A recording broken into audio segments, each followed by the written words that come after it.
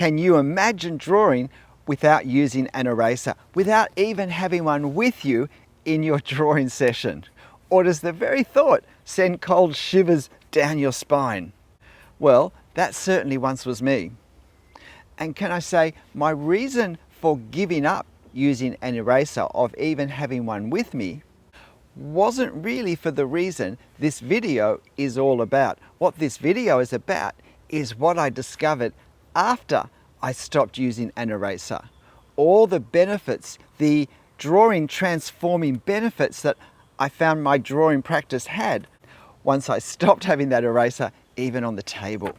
My initial reason for giving up using an eraser was because I found that the better I became at drawing, the worse my perfectionism became. The more intense every little line I put on the paper and how it looked became. As I realized I could draw it better, something in me demanded me to draw it better. And so I'd draw a line, I'd micro-analyze it, probably 3 out of 4 times I'd erase it, I'd draw it again. Obviously I'm drawing with pencil at this stage. And then I'd check again, and eventually at some point I'd move on to the next line. It made drawing firstly much slower, but more importantly, a pretty increasingly unpleasant experience. I was so tense all the time. But fortunately for me, I also became aware of more ink artists. And it made me think, I'd love to be able to draw directly in ink. But the big problem with that is that you can't erase anything. Once that ink's on the paper, it's there. And the thought that I could get all the marks right the first time just seemed impossible, just seemed like that's ridiculous. I'm never going to be good enough to do that. But in the end, the frustration with my perfectionism got so great, I thought, look, I'm going to try drawing with ink because then I can't use an eraser. And perhaps maybe that will just make me draw better or change the way I think and feel or whatever. But it has to be worth a try. And it did kill my perfectionism. Once I committed to not being able to erase any marks, I had to stop thinking about erasing, but also about this micro-perfection mentality of everything having to be right before I could go on. Let me explain how this revolutionized not just the way I thought about drawing, but because it revolutionized the way I thought about drawing, it revolutionized not just the ways my drawings looked, but it revolutionized the things that I could draw. In a nutshell, drawing without the chance of using an eraser meant that my focus was now not on not making mistakes, but on actually doing the drawing. I replaced a negative framework with a positive one. My drawing became about getting the right marks in the right places by the end of the drawing.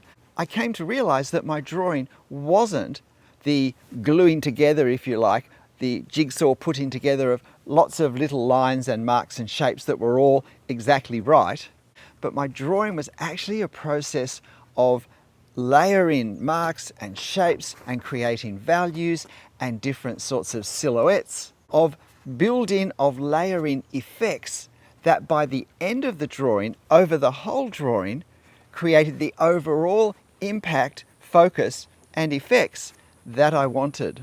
When I had an eraser to hand that I could use at any time something wasn't quite right, it created this mindset of I need to take away anything that's not quite right and make it right, or it will spoil the drawing. And it's almost not worth continuing the drawing if I can't change this and make it right. What this does is it puts the focus on every single mark when it goes on the paper in isolation from the rest of the drawing. And can I say, the very first marks that we put in a drawing are the most difficult ones to, if you like, get right, to position accurately, to put on the paper the way we perhaps would like them to be by the end. For the reason we've got nothing to reference from. We've got no other marks around them creating some sort of effect or working with them or working against them if that's what we want. And with so much white paper all around our initial marks, we also just focus on them too much. they have a much greater power on the paper than they're going to have at the end when they're surrounded or even covered by other lines and marks. So drawing with an eraser, with the thought, I need to fix anything so it doesn't spoil the end result as soon as I make the mistake, doesn't set up our thinking, and therefore the way we learn to develop our drawing process, our drawing practice in any given drawing. It actually makes us timid. It makes us nervously cross-checking to the minutest detail, instead of thinking, how am I wanting my drawing to look at the end? And how am I going to assemble all the possible marks that I could put on the paper with my pen to realize that end result?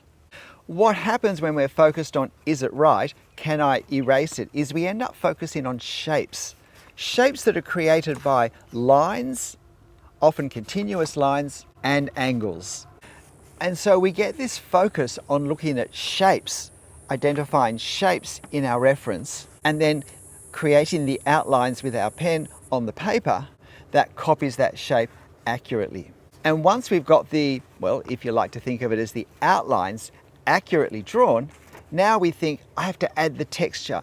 If I've basically outlined a tree shape, now I need to add some sort of leaf texture or pattern so that it looks like a tree.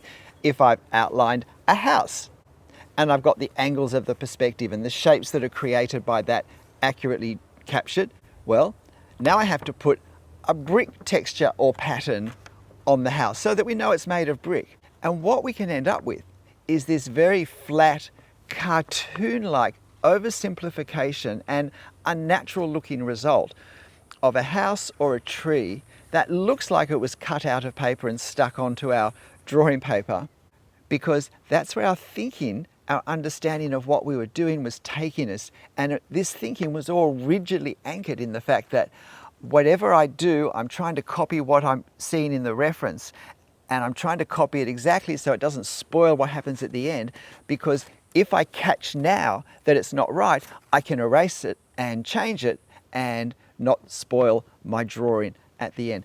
A big part of this thinking can come from something you've probably heard me talk about before, but that's that as beginners we make this mistake of thinking that when I draw, sit down for a drawing session, I'm creating an artwork, and therefore I can't afford to do anything at any stage that will spoil the artwork, that will make any part of it look wrong. And that now starts to create this mindset of trying to capture any mistake as soon as I make it so I can fix it while I still can. And the way I ended up feeling when I was still using an eraser and I was still either doing a pencil drawing or doing a pencil underdrawing, if you like, I often felt like my drawing session spent more time in reverse gear as I was erasing, trying again, erasing, trying again, more time going backwards than actually going forwards. And what happens is we lose, or worse still, we don't develop the natural drawing rhythm that I think is an extremely important part of an effective looking drawing, because we never keep that forward momentum going. We keep stopping it and going backwards, stopping it and going backwards. So how is it different if we don't have an eraser? How does our thinking change? Well, let me tell you how mine changed and the impact that had on how my drawings looked. Probably the biggest change in drawing without any hope of changing anything at any point is my focus stopped being on what I've just this second drawn look like. Is it right? Do I have to erase it and do something more accurate? My focus stopped being on every immediate mark, if you like, virtually in isolation from the rest of the drawing. And it began to be this focus on how am I going to see this drawing or this part of this drawing at the end of the drawing. It kept me aware of the fact that my drawing at the end is going to be a combination of all these marks together, and often a whole different range of marks layered onto the drawing at different times, particularly if hatching is going to be a large part of the overall effect. And as I stopped looking for shapes to outline, I began to see the three-dimensionality of what was in my photo. And photos can really reduce the sense of three dimensions and make it harder to see, make it easier to focus on a two-dimensional, a flat shape that we outline.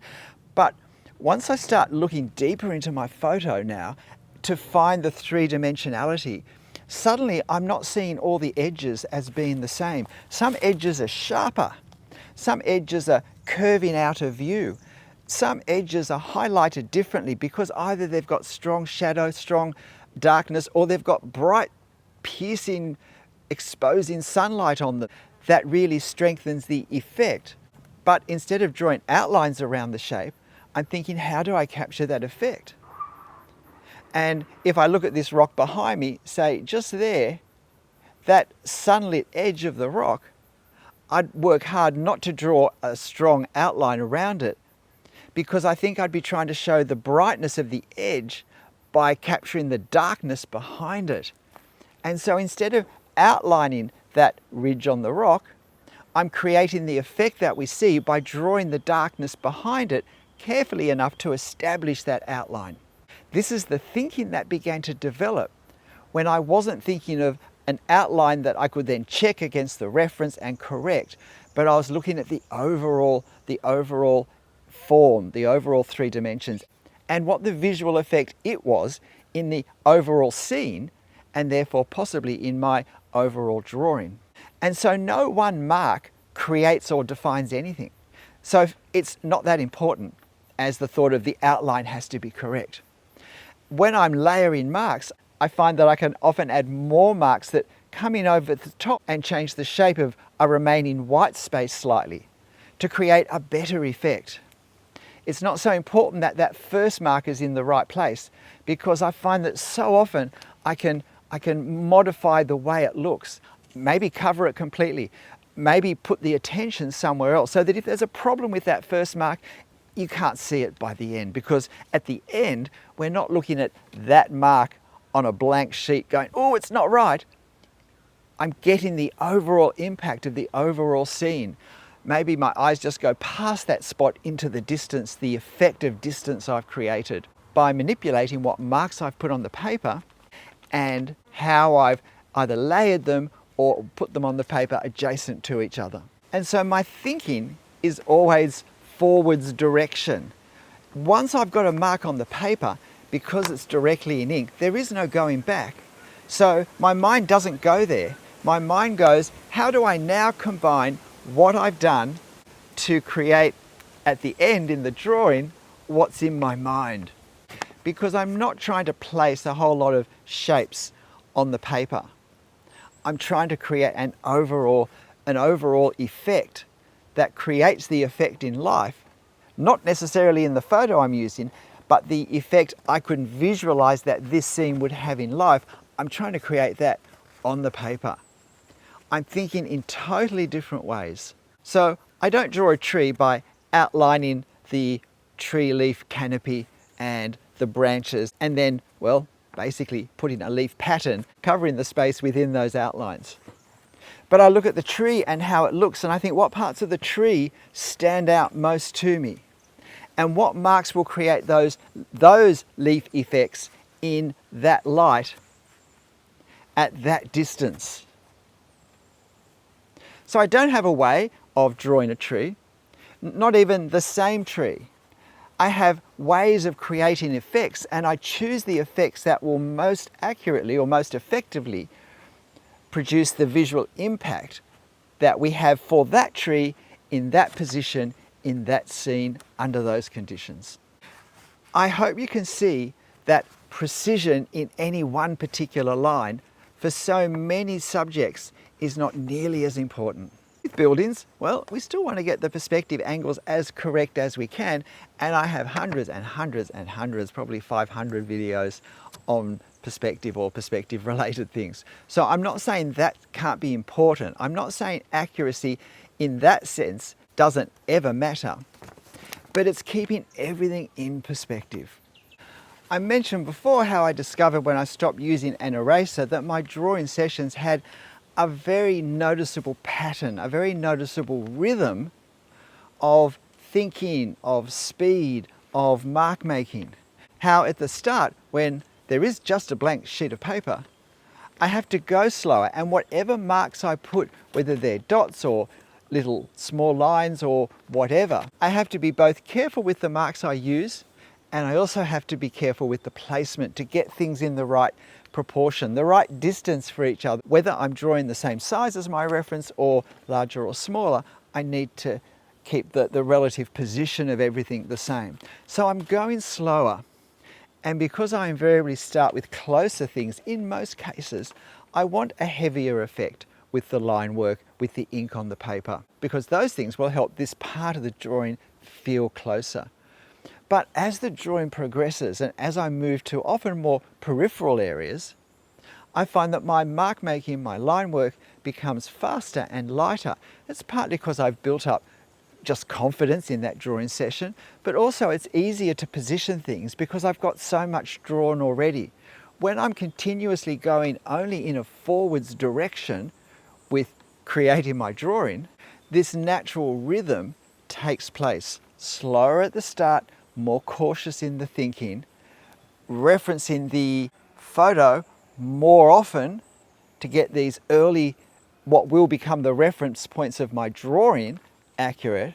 But then as I grow in understanding of my subject, of what's actually there, of what I'm trying to create, as I warm up my hand-eye coordination, as I get used to this pen and the way I hold it and the different marks I can create with it, I can progress faster and faster. I don't mean rushed, but the rhythm naturally picks up to create the effect I'm wanting. By the time I get to the final marks I put on the paper, which are often around the peripheral edges of my space for actual drawing, I'm often drawing very briskly, very lightly, and very confidently. None of which I was going to learn hovering over the top of everything I've drawn with an eraser, scrutinizing it, ready to remove any abominable mark that wasn't in the right place and was going to spoil everything. And I learned that there actually is a skill in learning to develop a way of drawing and of coping with marks that, well, to be honest, aren't in an ideal position, but that almost in every case that can be overcome, at least to a large degree, if not completely. And by the end of the drawing, it's simply not that important.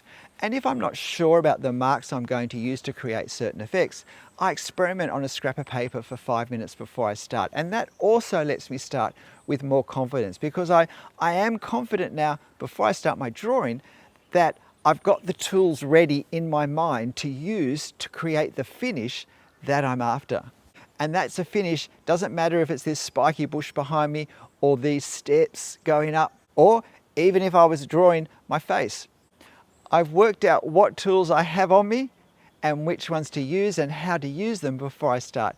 And that helps me. It also made me understand the importance of, at the end, stopping and looking at the overall drawing that we've created and tweaking anything that may not be working as much as or as well as we would like. Maybe there are some darker areas that need to be a bit darker. Or maybe I've gone too dark somewhere and it now draws the eye. Now, I can't remove that darkness because I have black ink. But what I can do is darken areas around it so that that part doesn't look as dark, and hopefully restore a balance of light to dark, which does work more in the favor of what I was trying to do. Here's how one of my earliest ink drawings looked. Now, this wasn't drawn with a pencil, so there was no erasing, but as one of the very first ones I did, it captures the thought processes that I developed while I was using a pencil under drawing. And while it's nice and accurate, it's still all about shapes drawn accurately and assembled together to produce the scene. Whereas thinking of marks that are layered and that build up, and thinking of effect where every mark works together separately or on top of other marks to create an overall look by the end of the drawing that's not there halfway through.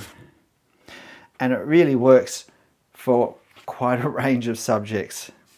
I'm not drawing what we could see on this far distant shore on the other side of Sydney Harbour. I'm trying to draw the effect in relation to the rest of the scene so that this feels much closer than that. When we have a lot of things to work together, thinking marks, not drawing a line for the top of this hedge or for the silhouette edge of this tree, but thinking marks, which marks will build the effect at the end that I want, where I want the top of the tree here in the sunlight, besides being further than the closest bits here, we just don't see with the same strength in relation to what's in the shade. Or for that matter, with this very dark conifer here, that's much closer. And in this fountain, I'm not trying to draw the water. I'm drawing the water by the gaps I leave on the paper from the darkness of the hedge behind. So once I stop thinking of there are shapes of objects to outline and I have to get them all very precise, and I'm looking to find effects, visual effects of the whole scene and how they work together, it frees me to develop from this way of thinking different marks and different ways of assembling the marks and of progressing my drawing session to get far, I think, more effective results than when the focus is on getting shapes accurately drawn. G'day, I'm Stephen Travers. If you can't imagine drawing without an eraser, can I suggest that that may actually be a really strong indication that at least giving a go of drawing without one may just be the best thing you've ever done or ever will do for not just your drawing enjoyment, but also your drawing improvement. That all the limitations of the eraser mindset may actually be blocking you from your next level of drawing development. I can't imagine what it would be like to be still chained to the eraser in the way that I was. So if any of this resonates with you, why not have a go? There's nothing to lose. We're not creating artworks that have to be perfect. We're learning to draw. And nothing has kick-started and fast-tracked my learning as much as putting away my eraser forever. Even if we draw with pencil, you know, we don't have to use an eraser. We can learn all of these lessons and have all of these benefits in our pencil drawing. But you know I'm going to say, in the end, whatever you do, however you draw, whatever you draw with, and whether you use an eraser or not, make sure you have fun. But I certainly have more fun now that I don't use an eraser. I'll see you next time. Bye.